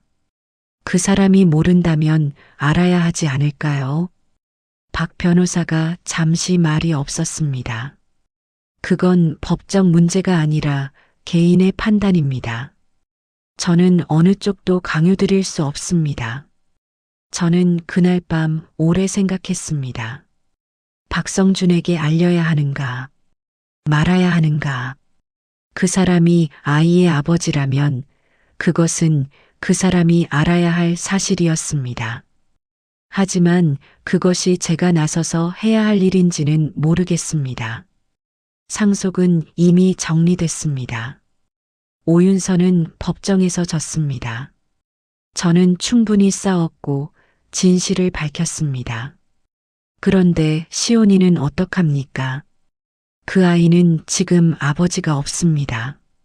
남편이 아니라는 게 밝혀졌고 진짜 아버지는 아이의 존재조차 모를 수 있습니다. 그 아이가 언젠가 커서 자신이 누구의 아들인지 물었을 때 오윤서가 뭐라고 대답할지 저는 시온이가 밉지 않았습니다. 처음 장례식장에서 봤을 때부터 그 아이가 밉지는 않았습니다. 그 아이는 이 모든 것에서 가장 아무것도 모르는 사람이었으니까요. 결국 저는 김성태 씨를 통해 박성준의 연락처를 구했습니다. 그리고 문자 한 통을 보냈습니다. 저는 고 김준혁의 배우자입니다. 드릴 말씀이 있습니다. 시간이 되신다면 한 번만 만나 주시겠습니까? 답장이 오는데 하루가 걸렸습니다. 무슨 일인지는 모르겠지만 만나겠습니다. 약속 장소는 조용한 카페였습니다. 박성준은 키가 컸습니다. 사진에서 봤던 것보다 인상이 조금 더 선했습니다. 자리에 앉으면서 먼저 명함을 내밀었습니다. 저는 받아서 내려놓았습니다. 무슨 일이신지. 오윤서 씨 아시죠? 그는 눈썹을 살짝 올렸습니다. 놀라움, 경계심, 그리고 뭔가 기억을 더듬는 표정이 순서 없이 섞였습니다. 오래전에 알던 사람이에요. 지금은 연락 안 해요. 시온이라는 아이 아세요? 이번에는 표정이 달랐습니다. 굳었습니다. 딱 한 번 눈 주변 근육이 경직되는 것이 보였습니다. 그리고 천천히 입을 열었습니다. 그 아이 얘기를 왜 저한테 물으시는지. 저는 조용히 말했습니다. 제가 그걸 여쭤보러 왔습니다. 그 자리에서 저는 모든 것을 말했습니다. 남편의 사망, 장례식장에 나타난 오윤서, DNA 검사 결과, 그리고 남편 수첩에 적힌 그의 이름까지 숨기지 않았습니다. 감추지 않았습니다. 박성준은 제 말을 끊지 않았습니다.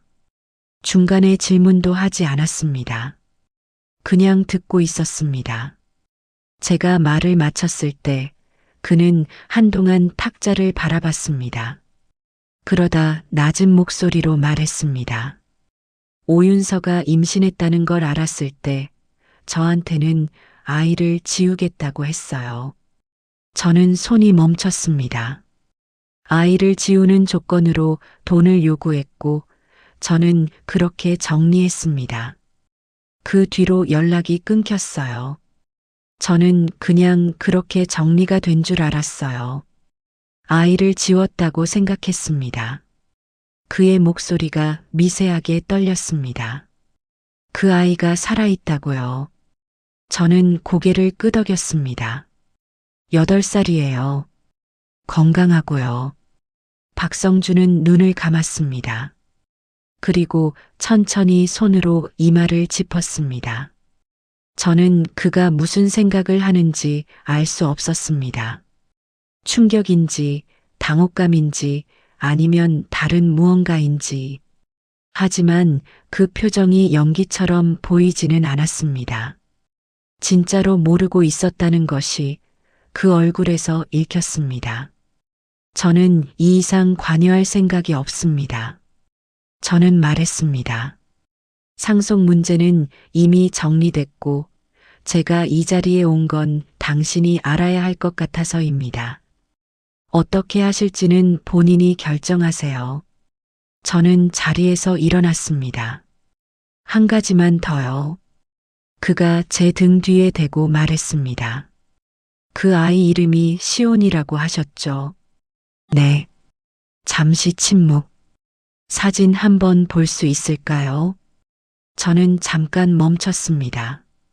그리고 핸드폰을 꺼냈습니다. 공원에서 찍어두었던 사진이었습니다. 시온이가 웃고 있는 장면. 사진을 보여주자 박성준의 눈이 흔들렸습니다. 한참 바라봤습니다. 그리고 아무 말 없이 고개를 숙였습니다. 저는 더 이상 아무 말도 하지 않았습니다. 카페를 나왔습니다. 그날 저녁 저는 오랫동안 남편의 영정사진 앞에 앉아 있었습니다. 제주도에서 찍은 그 사진, 웃고 있는 얼굴. 당신이 혼자 짊어지고 간 게 얼마나 무거웠어요. 저는 낮게 말했습니다. 그 아이 아버지 찾았어요. 당신이 수첩에 적어둔 그 사람 모르고 있었대요. 오윤서가 숨겼대요. 영정사진은 그냥 웃고 있었습니다. 당신은 알면서도 끝까지 책임지려 했던 거잖아요. 그게 당신이었으니까. 저는 거기서 말을 멈췄습니다. 눈물이 나왔습니다. 이번에는 참지 않았습니다. 28년 만에 처음으로 남편 앞에서 다 쏟아냈습니다. 며칠 후 법원 판결이 나왔습니다. 오윤서의 상속 청구는 기각됐습니다. 시온이는 고인 김준혁의 친생자가 아님이 확정됐고 따라서 법적 상속인의 지위를 인정받지 못했습니다. 위조 서류와 관련해서는 별도의 형사 고발이 가능하다는 박 변호사의 설명이 있었습니다. 저는 고발 여부를 며칠 동안 생각했습니다. 결론은 하지 않는 것이었습니다. 이유는 단 하나였습니다. 시온이 때문이었습니다. 오윤서가 처벌받는 과정에서 그 아이가 더 많이 흔들릴 것 같았습니다.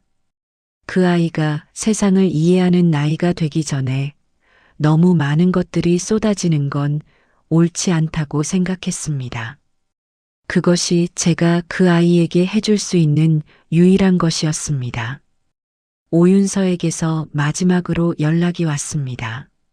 문자였습니다. 판결 받아들입니다. 더 이상 연락하지 않겠습니다. 딱 두 문장이었습니다.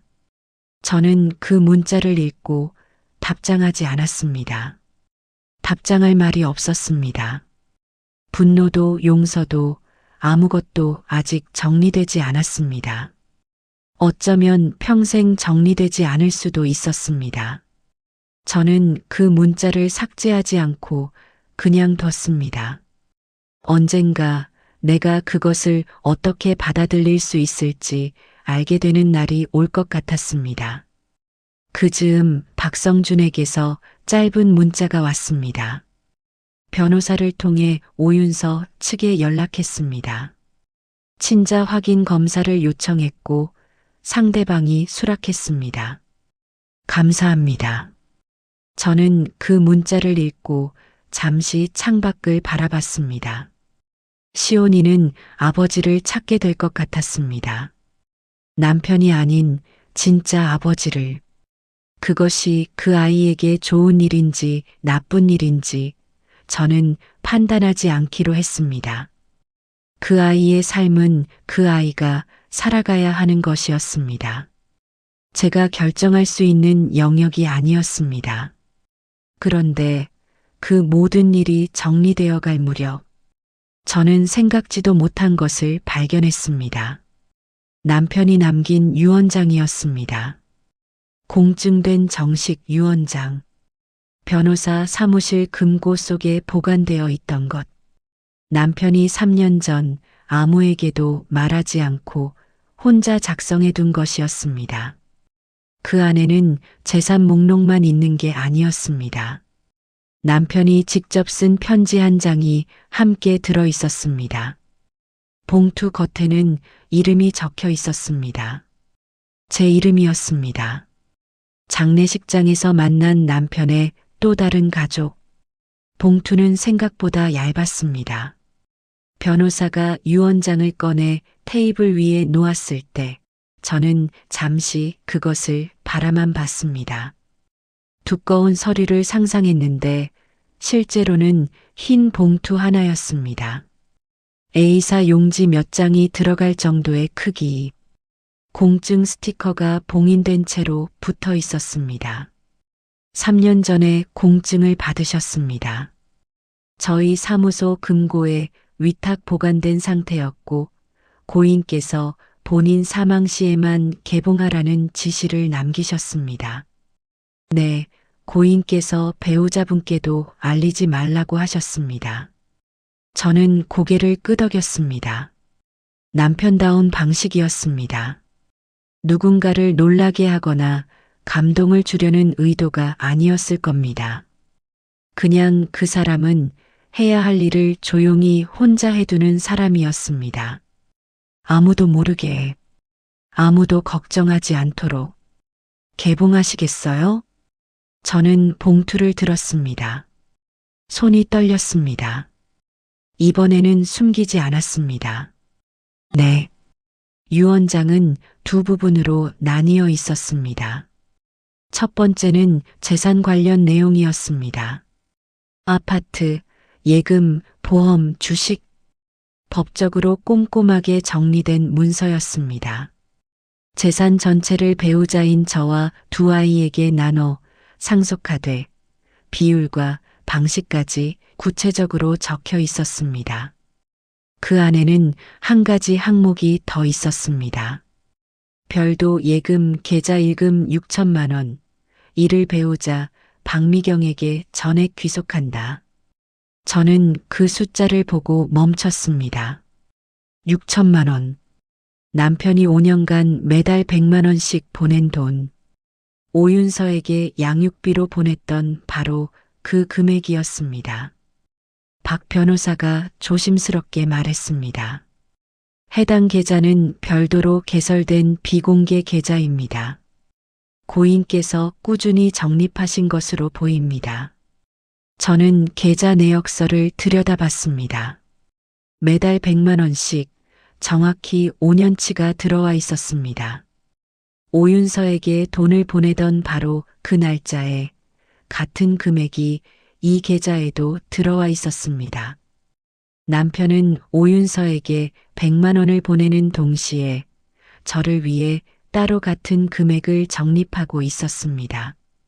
말 한마디 없이, 설명 한 줄 없이, 그냥 조용히 혼자 5년 동안. 저는 그 사실을 이해하는데 시간이 걸렸습니다. 저는 눈물이 나오려는 것을 참았습니다. 아직 봉투 안에 편지가 남아 있었습니다. 지금 무너지면 안 됐습니다. 두 번째는 편지였습니다. 봉투 겉에 제 이름이 적혀 있었습니다. 남편의 필체로 박미경. 28년을 함께 살면서 남편이 편지를 써준 적은 손에 꼽을 정도였습니다. 결혼기념일에 카드 한 장, 제 생일에 짧은 메모. 그런 사람이었습니다. 저는 봉투를 들고 변호사 사무실을 나왔습니다. 집에서 읽고 싶었습니다. 남편이 살던 공간에서 서재에 들어갔습니다. 남편의 의자에 앉았습니다. 스탠드를 켰습니다. 창밖은 이미 어두워져 있었습니다. 12월의 초저녁 바람소리가 창문을 두드렸습니다. 봉투를 열었습니다. 편지지는 2장이었습니다. 남편이 손으로 직접 쓴 글씨, 빼곡하지 않았습니다. 여백이 많았습니다. 한 줄 쓰고 쉬고 또 한 줄 쓰고 쉰 것 같은 간격이었습니다. 저는 첫 줄을 읽었습니다. 미경에게. 이 편지를 당신이 읽고 있다면 내가 먼저 간 것이겠지요. 그것에 대해서는 미안하다는 말밖에 할 수 없습니다. 먼저 한 가지 말해야 할 게 있습니다. 당신이 어쩌면 알게 될 수도 있는 일에 대해서 오윤서라는 사람을 알게 된 건 9년 전입니다. 짧은 시간이었고 내 잘못이었습니다. 변명은 하지 않겠습니다. 다만 한 가지만 말하자면 당신에게 들키지 않으려 했던 게 아니었습니다. 당신이 상처받지 않았으면 해서 내가 혼자 정리하려 했습니다. 그게 옳은 방법이 아니었다는 걸 압니다. 늦었지만 미안합니다. 시온이에 대해서도 말해야겠지요. 그 아이가 내 아이가 아닐 수도 있다는 생각을 한 적이 있습니다. 솔직히 말하면 확신이 없었습니다. 하지만 어느 순간부터 그게 중요하지 않다고 생각했습니다. 이미 태어난 아이였고 아무도 그 아이 편을 들어주지 않는다면 내가라도 그래야 한다고 생각했습니다. 그 아이에게 아버지가 없는 것보다는 내가 멀리서라도 뭔가를 해주는 게 낫다고 생각했습니다. 틀린 판단이었을 수도 있습니다. 하지만 그때 내가 할 수 있는 최선이었습니다. 당신이 이 모든 걸 알게 됐다면 많이 힘들 겁니다. 그 힘든 과정을 혼자 버텨내야 할 당신을 생각하면 지금 이 자리에서 당신 손을 잡아주지 못하는 게 가장 마음에 걸립니다. 저는 잠시 편지를 내려놓았습니다. 눈물이 떨어졌습니다. 닦지 않았습니다. 편지지가 젖을까봐 손으로 조심스럽게 받쳐들었습니다. 창밖 바람 소리가 들렸습니다. 저는 다시 편지를 들었습니다. 계좌 이야기는 변호사를 통해 전달됐을 테니 당신도 알겠지요. 그 돈이 당신 것이 맞습니다. 내가 한 일로 인해 우리 가족에게 피해가 생겨서는 안 된다고 생각했습니다. 그래서 같은 금액을 같은 기간 동안 모아뒀습니다. 그냥 당신을 위해서 쓰세요. 당신에게 미안한 마음을 표현할 방법이 이것밖에는 없어서. 그리고 마지막으로 한 가지만 더. 당신은 28년 동안 나한테 과분한 사람이었습니다. 내 사업이 잘 안 됐을 때도, 내가 무뚝뚝하게 굴었을 때도, 내가 말 한마디 없이 혼자 끙끙댔을 때도 당신은 늘 거기 있었습니다. 말없이 그냥 거기 있는 것만으로 내가 버틸 수 있었던 날이 얼마나 많은지 당신은 모를 겁니다. 고맙습니다. 그리고 미안합니다. 이 두 마디로는 부족하다는 걸 알지만 내가 가진 말이 이것밖에 없습니다. 준성이랑 준이 잘 부탁합니다. 아이들은 당신을 닮아서 잘 클 겁니다. 걱정하지 마세요. 김준혁. 저는 편지를 다 읽고 한동안 움직이지 않았습니다. 바람 소리가 계속 들렸습니다. 스탠드 불빛 아래 남편의 글씨가 노랗게 빛났습니다. 마지막 줄의 이름. 김준혁. 그 사람이 직접 쓴 자기 이름. 저는 손가락으로 그 이름 위를 천천히 짚었습니다. 28년을 함께 산 사람이었습니다. 그 사람이 마지막으로 남긴 말이 고맙다, 미안하다 두 마디였습니다. 부족하다고 했습니다. 본인도 알고 있었습니다. 하지만 저는 그 두 마디가 28년치의 무게를 담고 있다는 것을 알았습니다. 얼마쯤 지났을까 문이 조심스럽게 열렸습니다. 준이었습니다. 엄마, 밥 안 드세요? 저는 고개를 들었습니다. 딸이 눈이 빨간 엄마를 보고 멈췄습니다. 엄마, 울었어요? 응. 왜요? 아빠 편지 읽었어. 준이가 말없이 서재 안으로 들어왔습니다. 남편의 의자 옆에 쪼그려 앉아서 제 손을 잡았습니다. 뭐라고 써 있었어요? 저는 잠깐 생각했습니다. 고맙다고, 미안하다고. 준이가 조용히 고개를 끄덕였습니다. 그럼 됐네요. 저는 딸을 바라봤습니다. 뭐가? 아빠가 남긴 말이 그거면 됐잖아요. 22살짜리 딸이 한 말이었습니다. 그런데 이상하게 그 말이 그날 밤 제가 들은 말 중에서 가장 제자리에 꽂혔습니다. 됐다. 그래, 됐습니다. 그로부터 얼마 후 뜻밖의 소식이 들려왔습니다. 김성태 씨가 짧게 문자를 보내왔습니다. 형수님, 오윤서 관련해서 알게 된 게 있어요. 불편하실 수도 있는데 그냥 알려드리는 게 나을 것 같아서요. 저는 바로 전화했습니다. 말씀해 보세요. 박성준 씨가 친자 확인 검사를 진행했는데 결과가 나왔대요. 일치했습니다. 시온이 친부 맞습니다. 저는 잠시 말이 없었습니다. 그 이유는요. 박성준 씨 측에서 오윤서한테 정식으로 연락을 했고 앞으로 아이 양육에 참여하고 싶다고 했답니다. 저는 창밖을 바라봤습니다. 시온이가 아버지를 만나게 됐습니다. 그 소식을 듣고 며칠 동안 저는 이상한 감정의 소용돌이 안에 있었습니다. 기쁜 건지 슬픈 건지 알 수 없었습니다.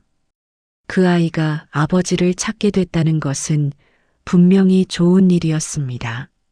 하지만 동시에 남편이 9년을 보낸 그 돈과 마음과 시간이 머릿속에 겹쳐들었습니다. 남편은 자신의 아이가 아닐 수 있다는 걸 알면서도 책임을 졌습니다. 그리고 그 아이의 진짜 아버지는 그동안 아이의 존재조차 몰랐습니다. 오윤서는 두 남자를 동시에 속였습니다. 한 명은 죽을 때까지, 다른 한 명은 아이가 8살이 될 때까지. 그것이 나쁜 짓이라는 건 분명합니다. 하지만 저는 그것에 대해 더 이상 분노하는데 에너지를 쓰고 싶지 않았습니다. 분노는 제가 그것을 붙잡고 있는 한 계속 저를 갉아먹는 것이었습니다. 언젠가는 내려놓아야 했습니다. 아직은 아니더라도 언젠가는. 봄이 왔습니다. 남편이 세상을 떠난 지 5달이 지났습니다. 아파트 단지 앞 화단에 개나리가 피었습니다. 남편이 좋아하던 꽃은 아니었습니다. 남편은 국화를 좋아했습니다. 가을꽃을 좋아하는 가을 사람이었습니다. 저는 장을 보고 돌아오는 길에 잠깐 멈춰서 개나리를 바라봤습니다. 노란 꽃들이 바람에 살랑했습니다. 오랜만에 아무 생각이 없었습니다. 좋다, 나쁘다, 억울하다, 그리웁다. 그 어떤 감정도 없이 그냥 꽃이 예쁘다는 생각만 들었습니다. 그게 신기했습니다. 마음이 빈 것인지 아니면 조금 비워진 것인지는 모르겠습니다. 하지만 그 잠깐의 고요함이 오랜만에 느껴보는 숨쉬는 공간 같았습니다. 준성이가 그날 저녁 밥상에서 말했습니다. 엄마, 요즘 좀 나아 보여요. 그래? 응. 얼굴에 색이 생겼어요. 저는 웃었습니다. 오랜만에 억지가 아닌 웃음이었습니다. 아빠 일 다 정리됐으니까. 고생했어요, 엄마. 준성이가 밥그릇을 내려놓으며 말했습니다. 25살짜리 아들이 그 말을 할 때 목소리가 조금 낮아졌습니다. 눈물을 참는 것 같았습니다. 저는 아들의 밥그릇에 반찬을 더 얹어줬습니다. 많이 먹어. 그것으로 충분했습니다. 어느 날 저는 혼자 남편의 서재를 정리했습니다. 책장의 책들을 하나씩 꺼내 먼지를 닦았습니다. 서랍의 물건들을 꺼내 필요한 것과 그렇지 않은 것을 나눴습니다. 오래된 영수증들, 사용하지 않는 명함들, 낡은 볼펜들. 그러다 책장 맨 아래 칸에서 작은 것 하나를 발견했습니다. 접혀 있는 종이였습니다. 펼쳤습니다. 손으로 그린 그림이었습니다. 서툰 그림이었습니다. 집 한 채, 나무 2그루, 막대기 인형 4개. 아이가 그린 것 같은 수준이었습니다. 뒷면에 글씨가 있었습니다. 준이의 필체였습니다. 날짜를 보니 준이가 초등학교 2학년이던 해였습니다. 아빠한테, 아빠 보고 싶어요. 빨리 집에 와요. 준이가. 저는 그 종이를 들고 한동안 서 있었습니다. 남편이 이걸 여기 두었습니다. 책장 맨 아래 칸, 아무도 잘 열지 않는 자리에. 버리지 않고 눈에 띄는 곳에 두지도 않고 자기만 알고 있는 자리에. 저는 그 종이를 편지지 옆에 나란히 뒀습니다. 딸의 그림과 아빠의 편지. 남편이 지키려 했던 것이 이것이었구나 싶었습니다. 거창한 것이 아니었습니다. 이 작은 종이 한 장이 가리키는 것, 집, 나무, 4개의 막대기 인형, 가족이었습니다. 남편은 잘못을 저질렀습니다. 숨겼습니다. 혼자 짊어졌습니다. 그 방식이 옳지 않았습니다. 저는 그것을 부정하지 않습니다. 하지만 그 사람이 끝까지 지키려 했던 것도 이 집이었습니다. 이 가족이었습니다. 그 사실이 모든 것을 용서하게 만들지는 않았습니다.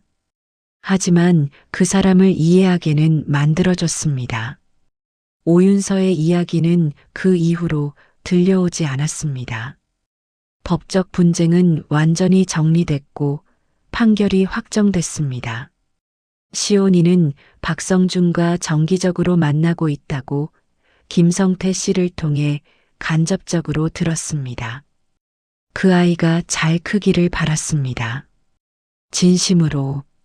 그 아이는 이 모든 것과 아무 상관이 없는 아이였습니다. 태어날 때부터 가장 복잡한 어른들의 문제 한가운데 놓여 있었던 아이였습니다. 그 아이가 그것을 모른 채 그냥 밝게 자랄 수 있다면 그것으로 충분했습니다. 남편이 떠난 후 첫 번째 봄이 지나갔습니다. 여름이 왔고 그 여름이 끝날 무렵 저는 처음으로 혼자 여행을 갔습니다. 제주도였습니다. 남편과 마지막으로 함께 갔던 곳. 3년 전 결혼 25주년에 갔던 그 섬. 남편이 저녁마다 바다를 보며 막걸리를 마시던 곳. 저는 혼자 그 숙소 앞 바다를 바라봤습니다. 파도가 쉬지 않고 들어왔다가 나갔습니다. 하늘은 뭉게구름이 가득했습니다. 바람이 세지 않았습니다. 따뜻한 여름 저녁이었습니다. 저는 막걸리 한 병을 샀습니다. 혼자 마셨습니다. 남편이 하던 것처럼 바다를 보면서 첫 잔을 마시고 나서 이상하게 웃음이 났습니다. 왜 웃음이 났는지는 모릅니다. 슬프면서 웃음이 나는 그런 감각이 있다는 걸 그날 처음 알았습니다. 잘 있어요? 저는 바다를 향해 말했습니다. 대답은 없었습니다.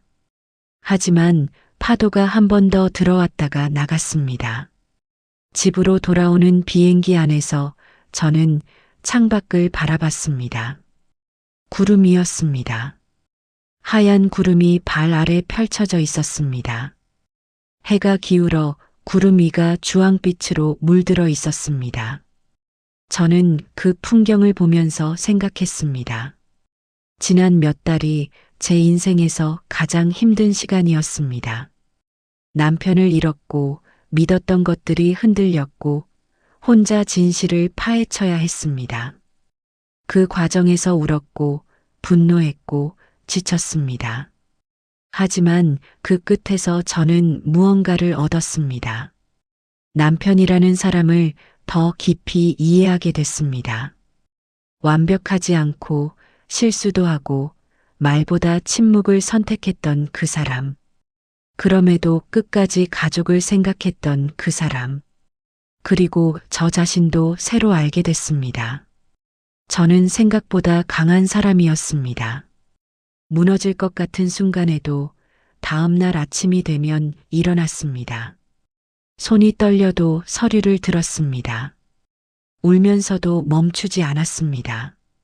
그것이 제가 남편에게 물려받은 것인지 아니면 28년을 살면서 생긴 것인지는 모릅니다. 어쩌면 둘 다일 수도 있습니다. 비행기가 착륙했습니다. 공항을 나오자 준성이가 서 있었습니다. 엄마 마중 나왔어요. 안 와도 됐는데. 왔어요. 저는 아들 옆에 섰습니다. 나란히 주차장을 향해 걸으면서 저는 아들의 옆모습을 봤습니다. 남편을 닮았습니다. 눈매가 걸음걸이가 그 사람이 여기 있었습니다. 이 아이 안에. 저는 조용히 아들의 팔짱을 꼈습니다.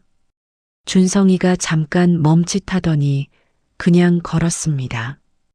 아무 말도 하지 않았습니다. 그것으로 충분했습니다. 집에 돌아와 서재에 잠깐 들렀습니다. 남편의 수첩을 꺼냈습니다. 그 마지막 페이지, 제가 손으로 써둔 문장. 내일이면 알게 됩니다.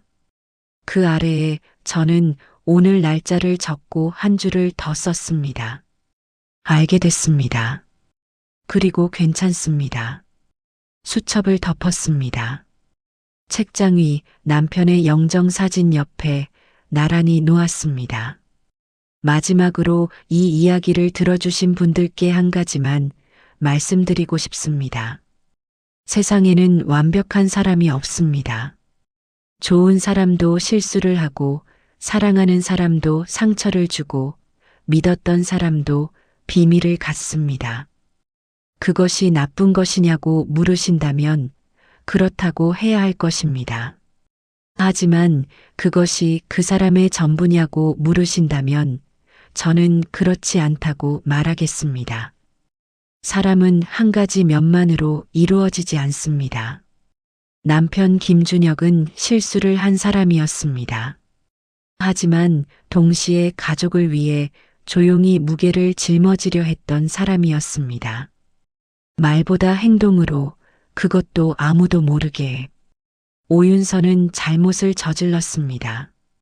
두 사람을 속였고 거짓을 유지하기 위해 또 다른 거짓을 쌓았습니다. 하지만 그 끝에서 그녀도 무언가를 잃었습니다. 법정에서, 그리고 어쩌면 스스로에게서. 거짓은 오래가지 않습니다. 정교하게 쌓아 올려도 어딘가에서 반드시 균열이 생깁니다. 그리고 그 균열 사이로 언젠가 반드시 진실이 비집고 나옵니다.